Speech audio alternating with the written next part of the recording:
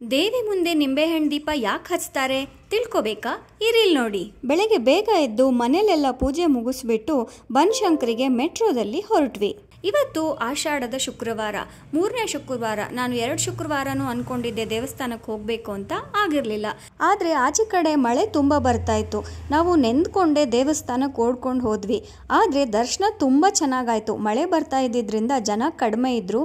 So ಅದೊಂದು ನಮಗೆ positive ಆಯಿತು. ಈಗ ಮೇನ್ ಟಾಪಿಕ್, ನಿಂಬೆಹಣ್ಣು ದೀಪಗಳನ್ನು ಯಾಕೆ ಹಚ್ಚಬೇಕು ಅಂತ ನೋಡಿದಾಗ, ನಿಂಬೆಹಣ್ಣಿನಿಂದ ನೆಗೆಟಿವ್ ಎನರ್ಜಿನ ದೂರ ಮಾಡ್ಬೋದು ಅನ್ನೋದನ್ನ ಮನುಷ್ಯರು ಕಂಡುಕೊಂಡಿದ್ದಾರೆ.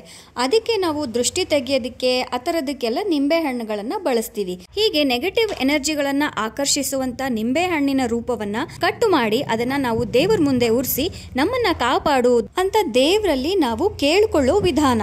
ಕೆಲವು ಆಚರಣೆಗಳು ಮನಸ್ಸಿಗೆ ಸಂಬಂಧಪಟ್ಟಂತದ್ದಿರುತ್ತೆ. ಅಂಥದ್ರಲ್ಲಿ ಇದು ಒಂದು.